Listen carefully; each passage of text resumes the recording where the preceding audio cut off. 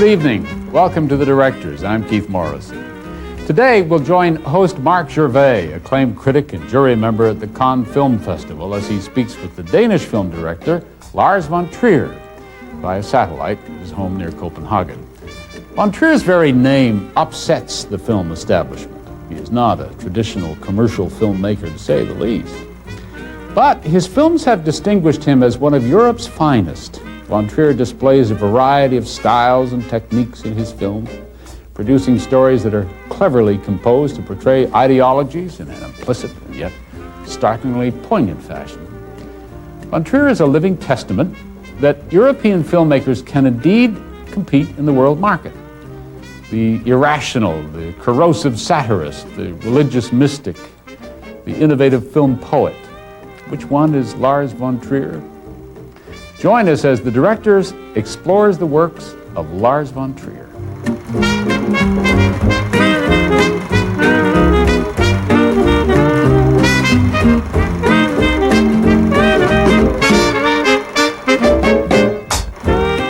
Well, Lars, you heard the introduction. You heard the cliches that always come your way, and always with the idea of the provocateur, the enfant terrible, the man who challenges us, the man who's challenging cinema. How do you react to being sort of categorized in that fashion? Well, first I'm a little stunned by the technique here. You know, talking to you over the Atlantic is a fantastic thing. What can I say? It sounds very American the way you kind of approach the European directors and me in particular, but yeah, I don't think I can relate to all that. Well, you know, Canada and the United States, we have this sort of economic union, so you have to forgive us because no, I forgive you actually for that. Yes, our screens are almost totally controlled by American products. But you're a little more European, aren't you? A little bit more. Yeah, okay. Yeah, we've been told that. Especially, we're filming this, we're doing this from Montreal, and Montreal kind of glories in its reputation sometimes as being the most European of North American cities. Okay. Maybe that's good. Yeah. Well, there's one side that categorizes you this way, but I'm sure much more satisfying for you is the other side, where always they bring up your amazing technical innovativeness and also the fact you're referred to as the poet. Very often say this is the most significant, important film director that Denmark has given us since the legendary Carl Dreyer. Well, yeah. Well, I was very fond of, you know, Mr. Dreyer. I don't know what I represent in the Danish cinema, but well, maybe I can say that I'm curious. You know, that I'm investigating a little into the media. That's what I would like to, you know, have people think about me. So that's what I'm doing. I'm making my own little kind of investigation into what this is all about. So and that is what Carl Dreyer did, I think. This legacy there of Dreyer, I mean, do you feel trapped or do you feel exalted by sort of, you're not exactly an elderly statesman yet, and here you are given this, it's as if you've inherited the legacy that in a way you are responsible for bringing energy and significance to the Danish cinema. Yes, being saddled with a legacy. Does that, do you like that kind of role? Does it give you a certain power? Well, first of all, I think that Carl Dreyer was really a very strange figure. So it's not like he's, well, he's considered in Denmark to be an interesting filmmaker, but you know, not a conventional filmmaker at all. He was really a very, very strange man. So I'm very, you know, I'm very fond of him in that sense. Also, he was never doing, you know, the mainstream cinema in this country, and he was certainly not a very loved man when he was alive. No, I'm you know, I'm very fond of him. Do you sort of see him in the way you've described him? Do you see that as sort of yourself too, in the sense that here was the man who went his own way, come what may, had to pay the price for it often, was not accepted by many, and still went on and did great work? Yeah, he was. I think the most important thing about him, and a thing that I really admire, is that he was so serious about the things he did. He did not do very many films. There was sometimes there was even 10 years between them, and he was extremely stubborn. He did exactly what he was. He was also investigating into an area, and then he went for it and took his time. And whenever there was no money, he just waited, sat down, and looked for even American money at some point. But he never did any compromise. I've just been giving a course, and we did Ordet, and of course Ordet has come up very much with, I guess, what is your most famous film in North America, but I would say all over the world, which is still breaking the waves. And I notice as people write about it, and even in some of your interviews, the film Ordet comes up quite often. Yes.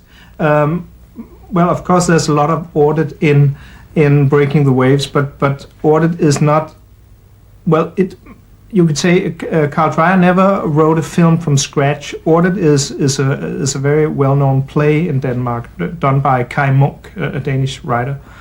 So what you would say, the idea of, or what interested me in that film was the miracle bit and this Jesus figure, but that is not an invention of Carl Trier. That is something that he always was. He was working with these figures, but Ordet, as we call it in Danish, is one of his cleanest works in that sense. But yeah, what can I say? The things that interest me in it is maybe not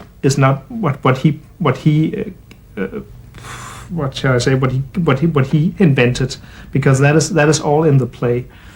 I can say that. If you look at the work of Carl Trier, you will find a lot of similarities, and the Martha, and the strong woman, all that is of course in Breaking the Waves also. You can yes, very much so. Because there is only one thing for us, sinners that we are, to achieve perfection in the eyes of God. Through unconditional love for the word that is written, through unconditional love for the law.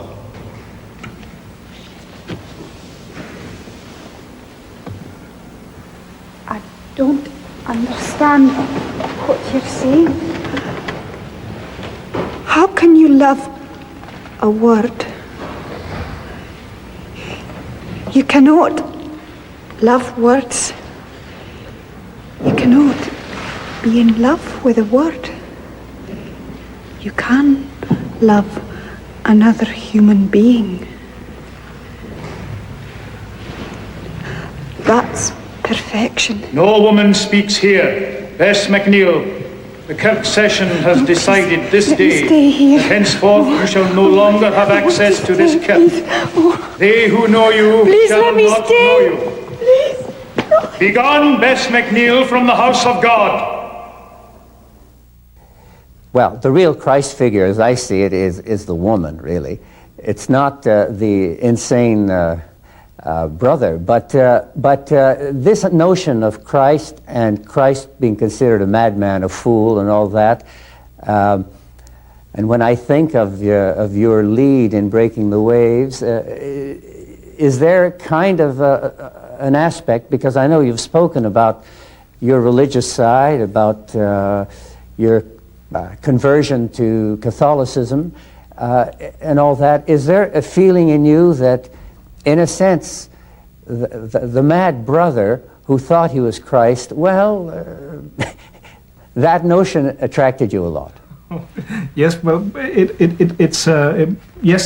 attracted me, but I would say that there's a big difference because I don't think that Carl Dreyer was a religious person, even though he made a lot of films about religious subjects. I don't think he, in private, was a religious person at all. I think he was. This was kind of what should we say, the history or archetype of history that he was working with all the time, and he was interested, but he was not a religious person. I must say that I'm more religious than Carl Dreyer was, I think. As we get into Breaking the Waves, deliberately, because so many people have seen it, and therefore will kind of refer easily to what we're talking about. Once again there, this Christ figure business, and you've said this in interviews, wanting to make this film because precisely you wanted to make a religious film. Now, what do you mean by religious? Or take the thing religion, take the thing the mystical, take the notion of God. I mean, how do you relate those three? Because you have said you're not mad about the traditional organized church. What can I say? Maybe, I don't have a big... I don't know a lot about religion. I was not from a religious family. I just picked up a little here and there. But what I am talking about in Breaking the Waves is maybe more, being good. And of course, there's a mystic aspect to it also. But you can boil it down to a discussion about, being good, or anyway having a side in you that are good. I think that these discussions that Bess has, with God, you could describe them also as, being a discussion with, the God within yourself. So it could be kind of her discussing, the two sides of her discussing.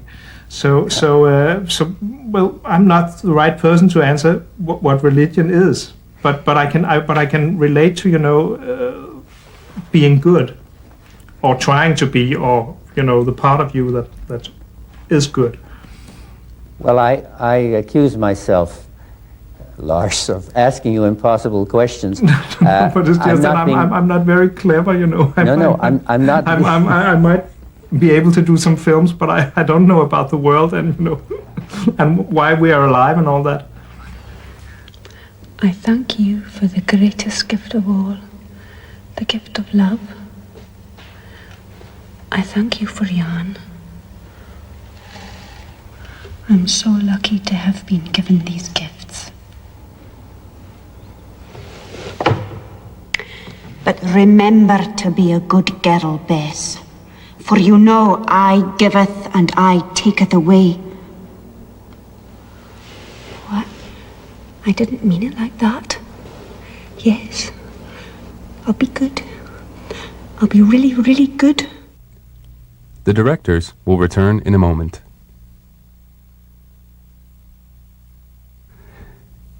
We now return to the directors with Lars von Trier. In Breaking the Waves, you treat that group of, that sect of Christians, you treat them rather ferociously. And you communicate to us, and we share it as we watch these dreadful people who really are a mockery of religion. And at the same time, you reach out for this other dimension, which Emily Watson obviously has. And it's as if you're saying there, am I putting too much, or am I putting words in your mouth that organized religion, well, maybe that's not the real religion. Maybe the real religion is something more, as you say, goodness and the mystical and that sort of thing? Yeah, well, all I can say is that I think that religion to me is a very personal thing. You're talking about Catholicism, and yes, the true religion is for me very personal, and I don't think it has a name. But I'm uneducated in these matters, so you must forgive me. Breaking the waves now, one of the aspects, a huge aspect that people kept speaking about was precisely, again, your technological bravura or so on. For example, a film on this kind of topic, and you had these cameras, you know, shoulder cameras, the movement, the jerky movement, the continual sort of pushing us, the audience, around, as well as the characters. And now this was a very, very deliberate choice on your part. And what is the mystique behind this? Why do you use that method? Well, to put it very simple, I am trying to make, what you would say, a collision between the style and the content, or if you want to make it very theoretical, to make things stronger. You know, it's I don't know. It becomes very philosophical, but if you want to get some attention with a story, then you should. Or I think it's a good idea to approach it a little differently from what it has been approached before. And one way could be to not have to not use the style you would normally use for this kind of story. That is, well, it's putting it very simply. But to see the style and the content kind of collide. That is, I think, has been a good technique for me sometimes. Yes.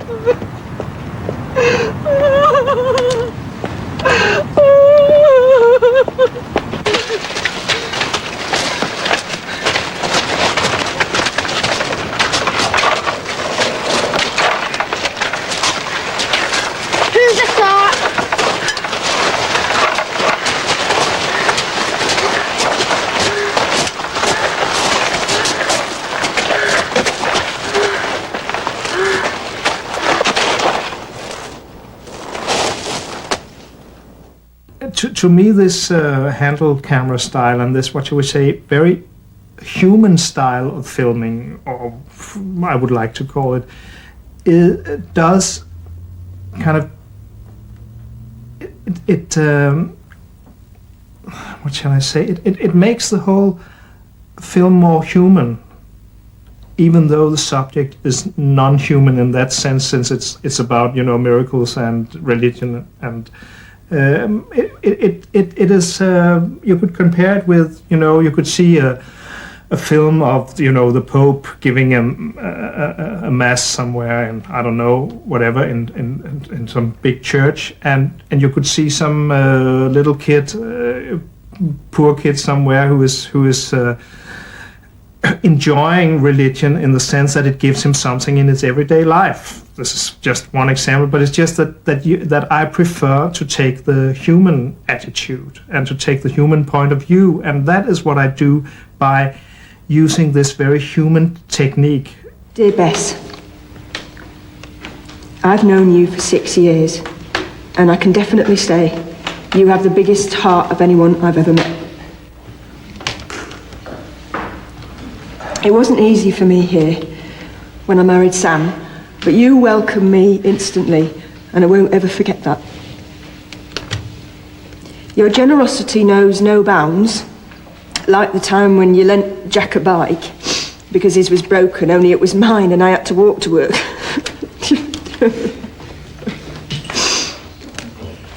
I was furious with you then, but I regret that now because it's your spirit. You'd give anything to anyone.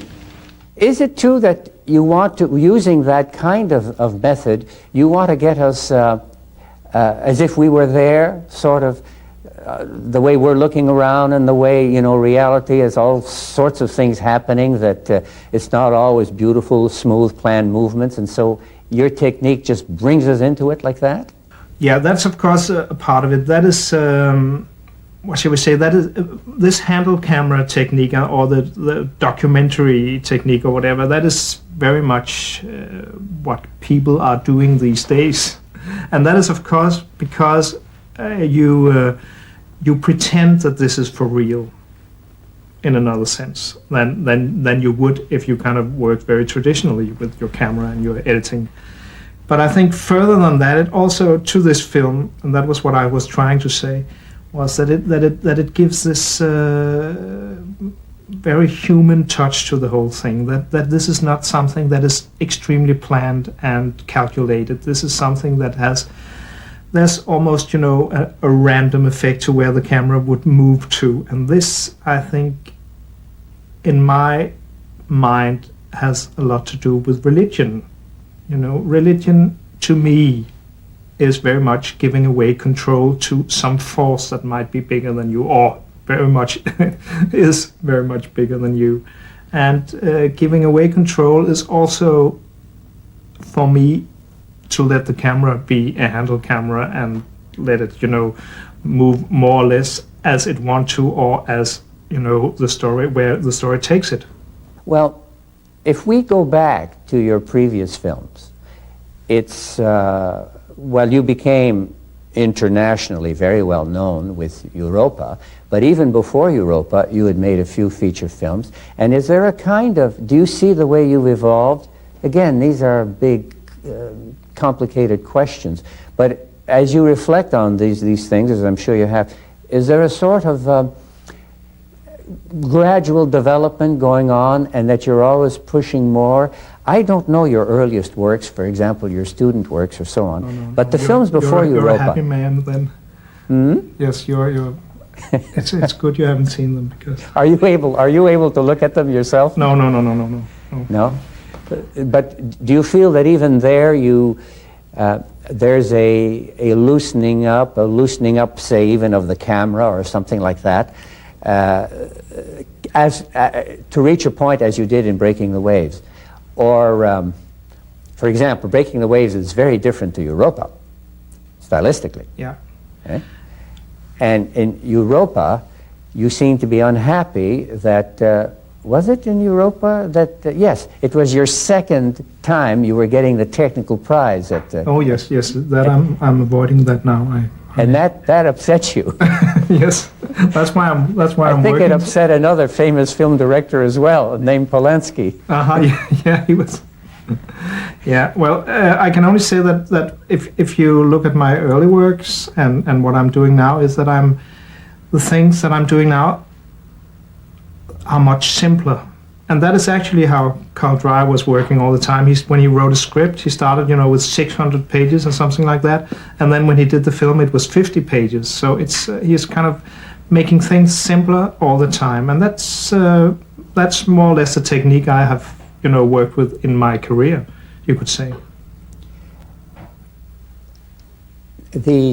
Getting back to that question of evolving as you've gone along towards simplicity, Europa was an extraordinary film visually. You must have labored for some of those incredible effects.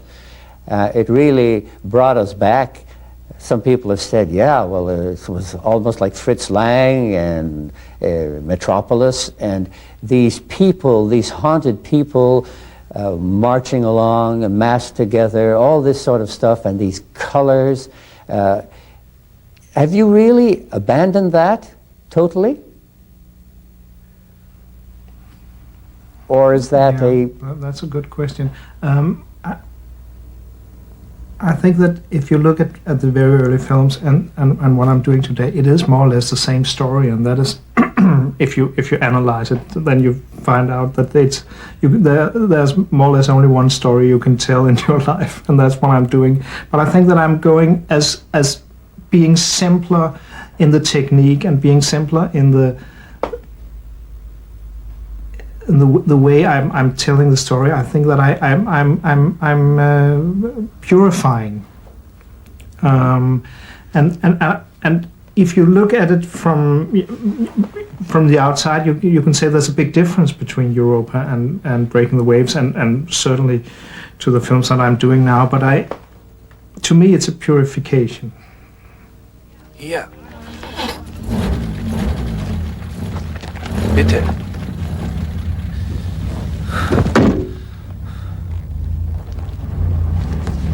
Kat ist ein hübsches Mädchen. You stay away from her. Ich wollte mich nur bedanken für neulich. Das hat ja gut geklappt mit meinen beiden Neffen im Zug. Ich weiß gar nicht, was die Kleinen ohne sie gemacht hätten. Open the door, please. Weiter oben im System war man sehr zufrieden mit ihrer Hilfe beim Ravenstein-Attentat. Please open the door. Wir haben sie für eine neue Aktion im Auge. Aber da ist ja ihre kleine Freundin.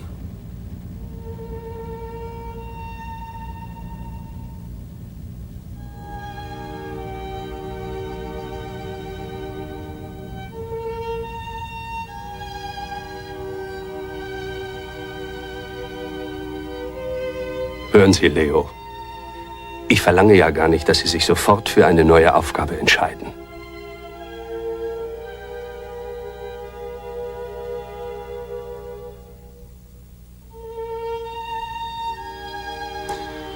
Ich denke, wir bieten Herrn Kessler an, ihn nach Frankfurt zurückzufahren.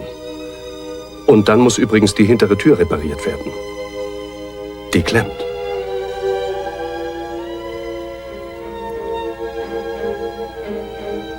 You love her. She is so strong, and yet so vulnerable.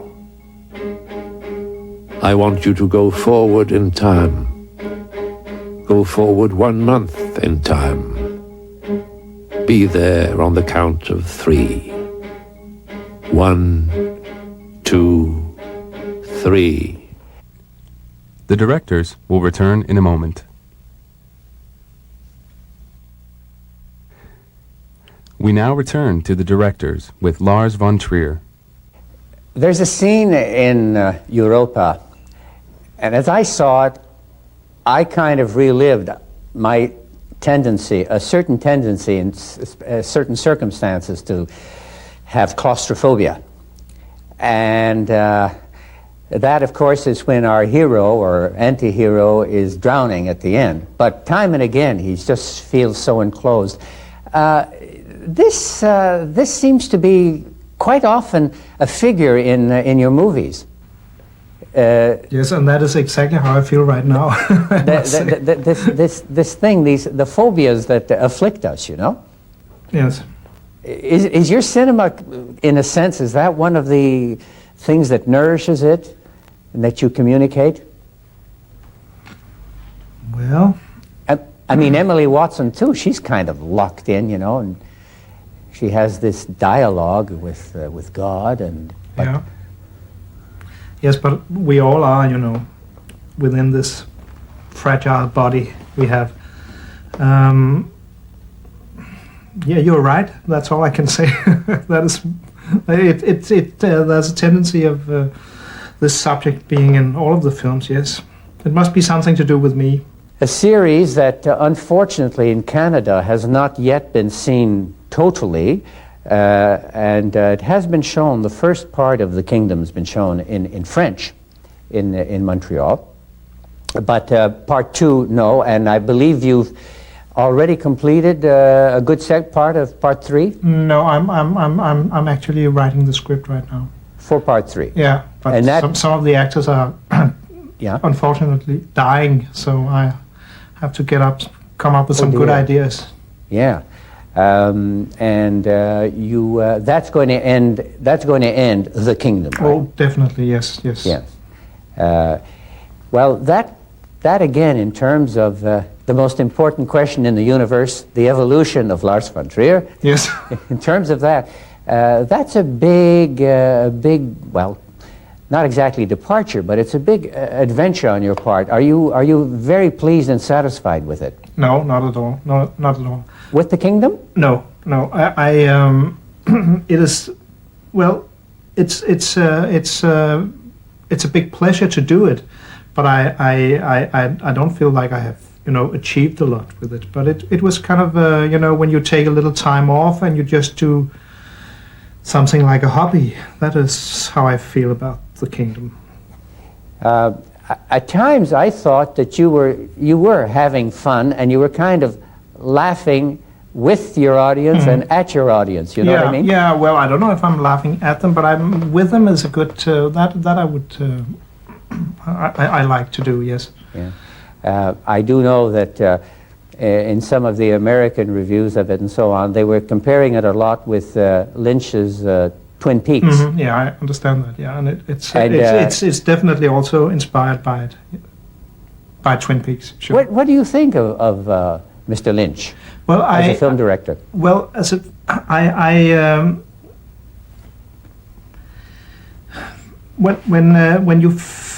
when you are very close in a sense, when you look at it superficially, then you would say that the style could be and the way of working could be quite close. But then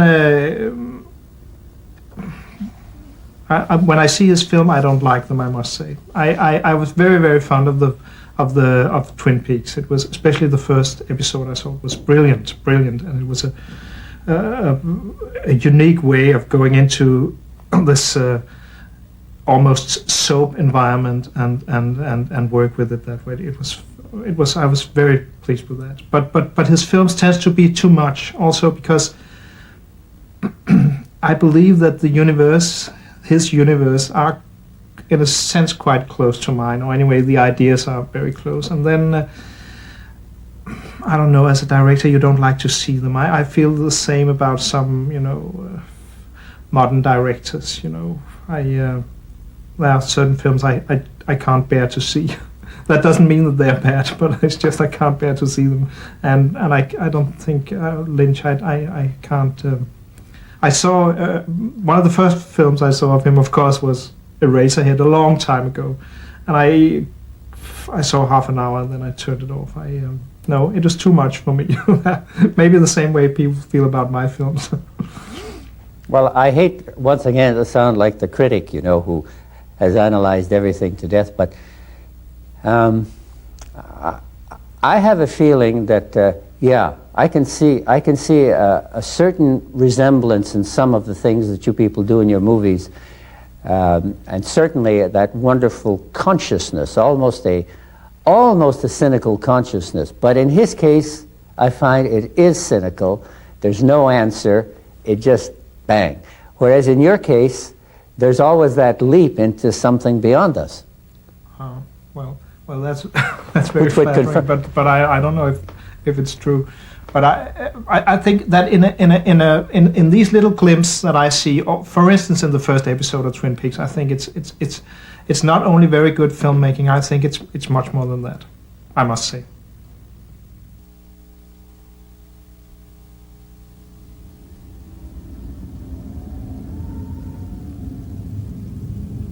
Grunden under Rigshospitalet er gammel mose. Her lå blejedammen enker.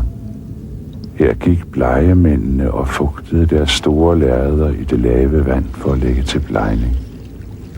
Fordampningen indhyllede stedet i en permanent tåge.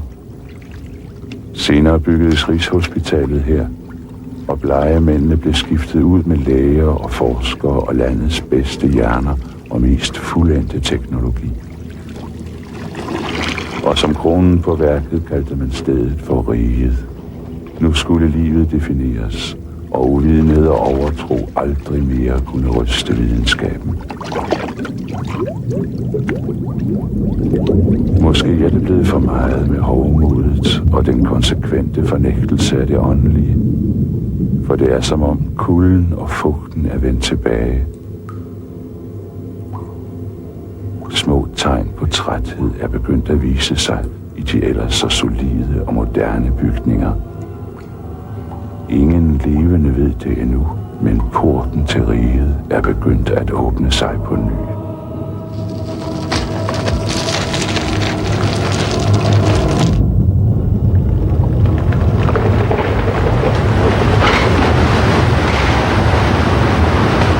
was at Cannes this year, and you had your film, The Idiots, at Cannes, and it, as I'm sure you must know, you know that in terms of the publicity, handouts, and all that sort of things, that it was coupled in a sense with Vinterberg's movie, and in a nice red envelope proclaiming Dogma 95. You remember that? Yes, why not? Yes. Why not? Yes. And now I'm again intrigued by Dogma 95 because there you were a group of 6 or 8 directors or something? Yeah, 5. Yeah. 5. Okay, and you have to you take your vow of chastity, as you put it, yes. And there are 10 commandments there that you must promise to follow. Do your best to follow. Yes. Do your best to follow. Yeah. And well, I have ideas, but what's this? Was this kind of a joke, or a kind of a provocative act, or is it a movement that you people very, very seriously intend to maintain? Now, this was 1995.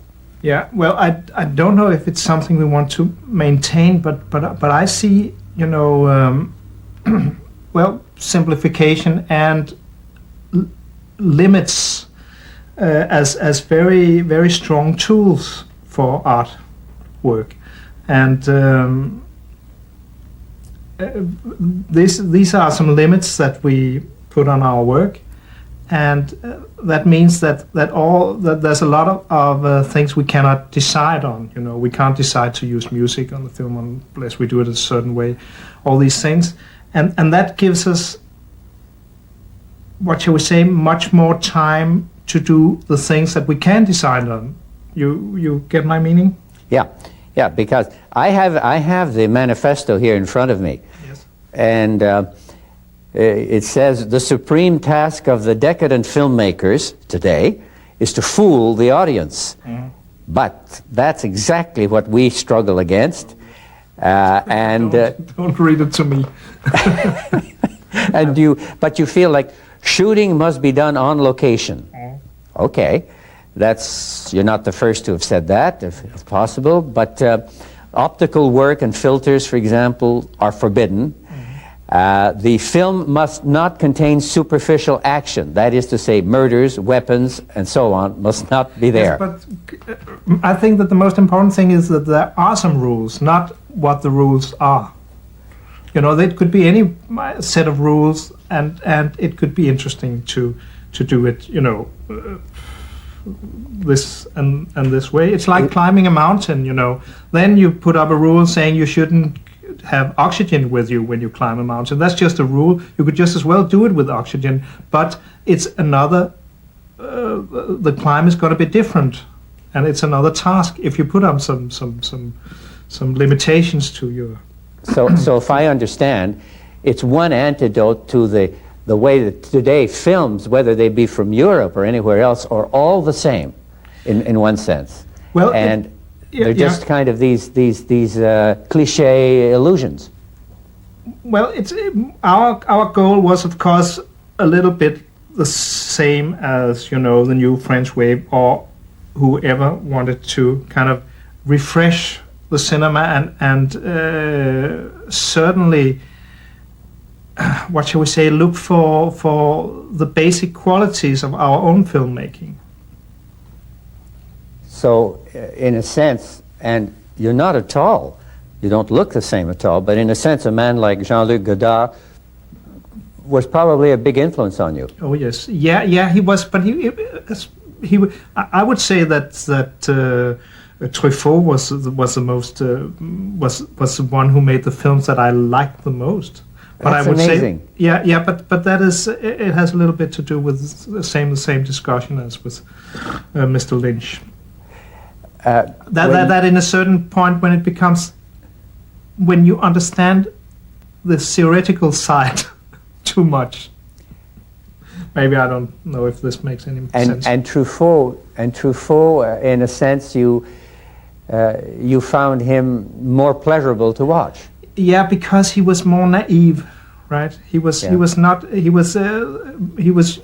the same, what shall we say, kind of limitations, you could say, but it was more felt than thought. The directors will return in a moment.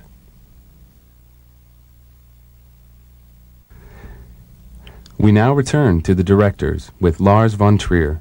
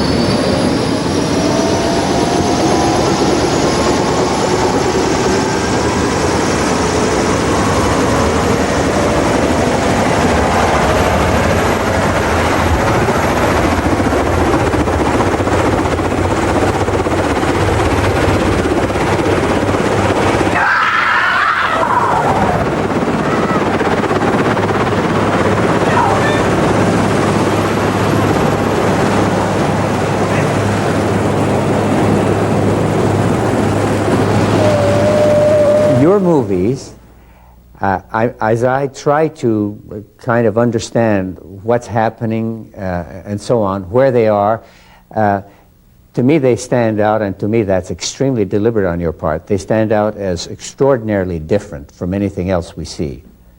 And I think that's what you want to do. Huh? Now, your next one, yes, sorry? Yeah, well, that's maybe what I want to do, but I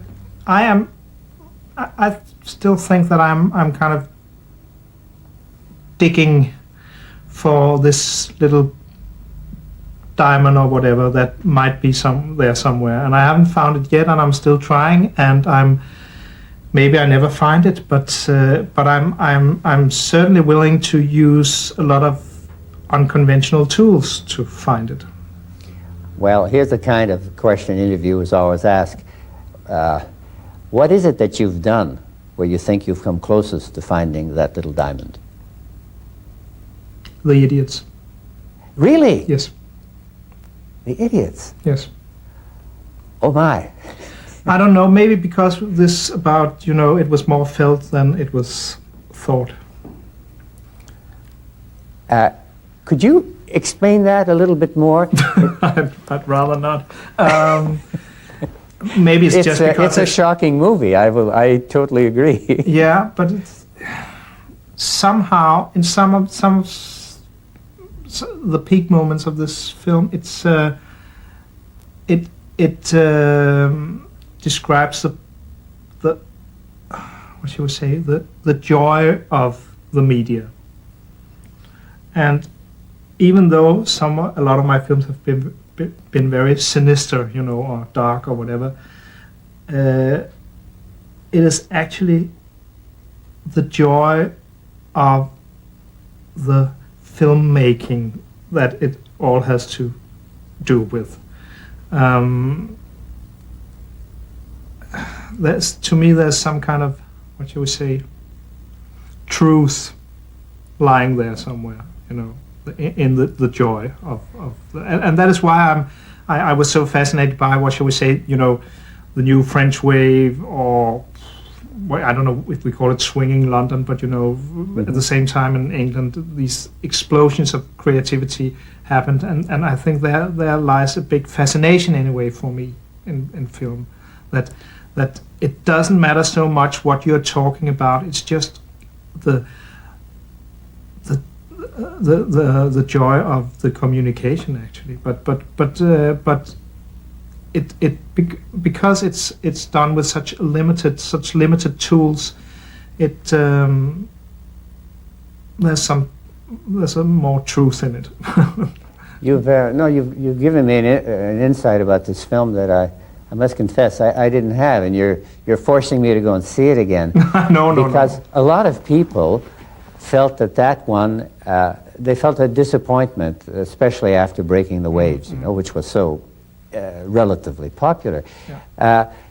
And then they comforted, or we comforted ourselves with the thought, yes, but we hear that he's preparing a musical. Oh, yes. What's the title again? The Dance? Well, we don't really know. Right now it's called Dancer in the Dark. Dancer in the Dark. Now, are you going to have that as, well, I shouldn't be asking questions like that, but I mean, is this going to be a pursuit of the improvisational quality of The Idiots? Or is it going to be a little bit more of a return to some kind of genre? No. I can. You can. You will be very glad to hear that it will not be so improvised. It will not be as simple. No. Now I'm trying to please an audience instead of me. No, I was always very fond of musicals, and in my own way, I'm trying to do a musical as I think it should look today. Well, can you comfort us now and tell us some of the musicals that you really liked? Oh, but I like all the old ones that you like also, I'm sure. Yeah. I like Singing in the Rain and West Side Story very much, of course. Yeah. So it's the big ones. Yeah, and so without asking you to tell us the movie before you make it, which in any case wouldn't be accurate, how could it be, we can look forward to seeing something that is quite different from you this time. Well, it's Breaking the Waves and The Idiots and this Dancer in the Dark is 3 films that are they are a family of films, and they all have the same kind of female, character in them. I'm talking about Karen in The Idiots and Bess in Breaking the Waves. But it's going to be a more conventional film, but not a conventional musical. What is going on? Are you sleeping with other men to feed his sick fantasies? He did get better. No, he did not get better. That's just the way it goes, Bess. Sometimes he's better, sometimes he's worse. Nothing to do with what you're doing. That's all in your mind. He is my husband, and God has said that I must honour him. Well, if that's what honouring's all about, then I must have something wrong. Well, you don't come from around here, do you? No, and I'm glad I don't. When locals talk, it makes me sick. But you live here, and you go to the church. Yes, but I don't mean I don't look at things my own way. Why don't you move in? Your husband's dead. You know very well why I don't move. I don't move because of you. A woman has to choose for herself, Bess. She has to have a mind of her own. Now, what you're doing is making things worse. It's nonsense. His head's full of scars. He's up to his eyeballs in drugs. He doesn't know what he's saying. And he doesn't know.